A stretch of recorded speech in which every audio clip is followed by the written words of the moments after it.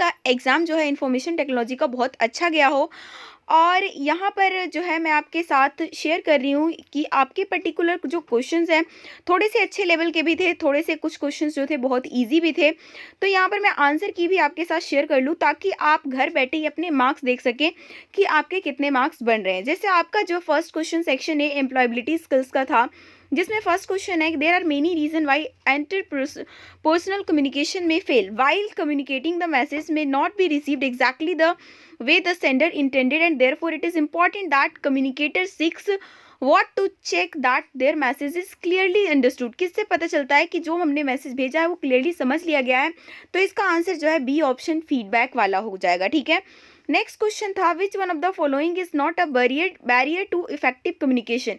Effective communication का इनमें से कौन सा एक बैरियर नहीं है। ठीक है, इसमें से काफ़ी स्टूडेंट जो है गलत आंसर करके भी आए हैं, पर आपको बता दूं आपका जो करेक्ट आंसर होगा वो सब्जेक्टिव बैरियर, क्योंकि ये तीनों के तीनों बैरियर हैं। ओके, नेक्स्ट क्वेश्चन है to perform well at work and life in general you must be able to manage and improve your self in various skill which of the following skill help you to prioritize the things you have to do remove waste and redundancy from work. तो इसका answer जो है वो time management B option है। Next है managing stress is about making a plan to be stable to be able to cope efficiency with daily pressure always keep in mind ABC of stress management. तो जो stress management ABC का full form आपसे पूछा हुआ था that is adversity beliefs and consequences, C option correct था। Next question है Neha is receiving several mails from companies to attract her to their website. तो इस टाइप के मेल्स को क्या बोला जाता है, स्पैम मेल्स बोले जाते हैं। अब नेक्स्ट पूछा हुआ था कि एक कंप्यूटर जो ऑटोमेटिकली एक बेसिक प्रोग्राम रन कर देता है जैसे ही हम पावर जो है ऑन करते हैं, तो वो क्या कहलाता है, तो वो होता है basic input output system, BIOS जो है इसका शॉर्ट फॉर्म है। ठीक है ना, नेक्स्ट क्वेश्चन में चलते हैं। जो सब्जेक्ट स्पेसिफिक स्किल्स पे क्वेश्चन पूछे गए थे कि इसमें से जो है कौन सा ऐसा स्टाइल है जिसको यूज़ किया जाता है to format graphic and text frames including wrapping types borders backgrounds and columns. तो इसका आंसर जो है फ्रेम डी ऑप्शन करेक्ट है। Argument pass to a macro from Calc, जो argument pass to a macro from Calc जो है always use किया जाता है वैल्यूज़ को, डी ऑप्शन करेक्ट है इसका। नाइन्थ क्वेश्चन का जो है आपका ए वाला ऑप्शन करेक्ट है। इसमें हमसे ये पूछा हुआ था किस चीज़ को हम यूज़ करते हैं to apply a style to many different areas quickly without having to go back to the styles in formatting window. तो इसका आंसर जो है option number A fill format mode है। नेक्स्ट क्वेश्चन हमसे पूछा हुआ था Tanu explained his class that to apply an existing style except for, मतलब किसको छोड़कर जो है ना आप जो है चीज़ों को अप्लाई कर सकते हो मेनली। तो इसका आंसर बी वाला ऑप्शन है कैरेक्टर स्टाइल। नेक्स्ट क्वेश्चन जो आपसे पूछा गया था क्वेश्चन नंबर 11 कि कौन सा वाला विंडो जो है आपको शो करेगा types of style available for the open office component you are using. तो वो कौन सा विंडो होगा, स्टाइल्स एंड फॉर्मेटिंग का window. In Writer which refers to reference point for the graphics, तो दैट इज एंकरिंग। ठीक है ना, बी ऑप्शन हो जाएगा करेक्ट 12th क्वेश्चन वाला। 13 क्वेश्चन में पूछा गया था कि कौन सा फंक्शन जो है takes data from a series of worksheet or workbook and summarise it to a single worksheet that you can update easily. तो वो जो है कौन सा फंक्शन है, डाटा कंसोलिडेशन, बी ऑप्शन इसका करेक्ट हो जाएगा। आगे क्वेश्चन नंबर 14 में हमसे पूछा हुआ था कि दो जो अदर टूल बार्स होते हैं जो कि which can be open from picture tool bar or which. तो इसका आंसर ऑप्शन नंबर सी है ग्राफिक फिल्टर टूल बार और colour tool bar. Next question का इस क्वेश्चन नंबर 15 में बहुत ज़्यादा जो है डाउट दिख रहा है क्योंकि ये क्वेश्चन जो है अलग पूछ लिया इन्होंने और ऑप्शंस भी बहुत अलग देखने को मिल रहा है। If you are continuously working with the same range then you may give a name to the range. तो हम रेंज को जो है ना नेम देते हैं, लेकिन उसको हम डाटा मेन्यू से नहीं बल्कि फॉर्मूलाज मेन्यू से देते हैं और उसके लिए ऑप्शन भी जो होता है ना वो डिफाइन नेम का होता है। ठीक है, तो आपका जो इस क्वेश्चन को लेकर थोड़ा सा डाउट है इनमें से अगर आपको किसी टीचर ने कन्फर्म आपको बता रखा है आंसर तो आप हमें कमेंट बॉक्स में ज़रूर बताना, और नहीं तो फिर क्या होगा, ये क्वेश्चन गलत मान के फिर सबको मार्क्स दिए जाएंगे। नेक्स्ट क्वेश्चन है in Calc using a subtotal dialog you can select arrays and then choose a statistical function to apply to them for efficiency you can choose, मतलब कितने जो है आप ग्रुप ऑफ एरे यूज कर सकते हो। तो उसका आंसर है आपका 3, बी ऑप्शन हो जाएगा इसका करेक्ट। नेक्स्ट है solve option under tools menu amounts to a more elaborate form of which. तो मोर एलेबोरेट फॉर्म जो होता है सॉल्वर ऑप्शन वो किसका होता है, गोल सीक का। And the difference is that the solver deals with equation with multiple unknown variables. तो सी ऑप्शन इसका करेक्ट हो जाएगा 17 क्वेश्चन का।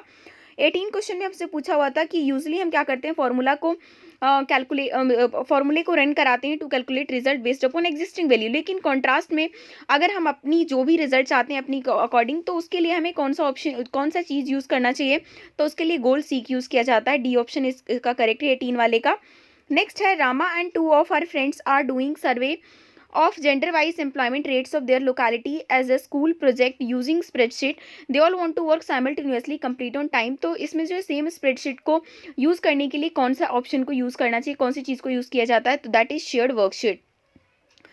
नेक्स्ट क्वेश्चन है in Calc you can use a cell reference in one or several formulas to refer to which. तो इसका जो है ए ऑप्शन करेक्ट होगा, data from one or more contiguous cell on the worksheet. ये guys मतलब जो आप देख रहे होगे क्वालिटी थोड़ी सी डाउन है, क्योंकि किसी स्टूडेंट ने मुझे पीडीएफ फॉर्मेट में ही से सेंड किया है, तो उसके बाद मैंने आपके लिए वीडियो बनाया है, तो इसकी क्वालिटी थोड़ी सी आपको डाउन देखने को मिल रही होगी। नेक्स्ट है विच one of the following is an example of RDBMS. RDBMS का इनमें से कौन सा एक एग्जाम्पल है, तो आरडीबीएमएस का इसमें जो एग्जाम्पल है ना वो ऑरेकल है, डी ऑप्शन करेक्ट है। नेक्स्ट है which concept has evolved since 1960s to ease increasing difficulties designing building and maintaining complex information system, तो वो है database concept, C option correct है इसका। नेक्स्ट है Writer's table of content feature lets you build an automated table of content from the, मतलब कौन सा वाला जो है फंक्शन वहाँ पर काम करेगा, तो स्टाइल जो होता है डॉक्यूमेंट में वो सारा ये जो टेबल ऑफ कंटेंट का बनाने का काम करेगा। नेक्स्ट है in Calc to create the reference with the mouse. अगर माउस से आपको रेफरेंस को क्रिएट करना है तो क्या करना होता है, select the cell in which the formula is going to be entered B. तो इस तरीके से ना आप सारे जो अपने आपके पास क्वेश्चन पेपर तो है ही, वहाँ से आप आंसर मिलाते हुए चलो। नेक्स्ट क्वेश्चन है कि इसमें से कौन सी चीज़ को यूज़ किया जाता है कैल्क में to jump to a different location from with in a spreadsheet and can lead to other parts of current file और डिफरेंट फाइल और इवन टू द वेबसाइट, तो वो क्या होता है, हाइपरलिंक होता है।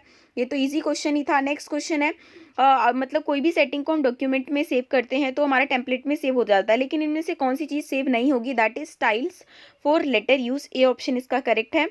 और नेक्स्ट क्वेश्चन है जो कॉम्पिटेंसी बेस्ड क्वेश्चन पूछा गया था, जिसमें इन्होंने एग्जांपल दिया। हालांकि ये क्वेश्चन काफ़ी ज़्यादा इजी था, जैसे 27 क्वेश्चन में इसे हमसे यही पूछा था कि अगर हम कुछ भी भेजना चाह रहे हैं बहुत सारे लोगों को, तो उसके लिए कौन सा फंक्शन सबसे ज़्यादा अच्छा होगा, तो मेल मर्ज वाला हो जाएगा, ठीक है ना। 28 क्वेश्चन में पूछा हुआ था, डायरेक्ट यहाँ पर यूज़ कर लिया था कि हम रैप करना चाहते हैं, तो टेक्स्ट रैपिंग इसका डी ऑप्शन हो जाएगा करेक्ट 28 का।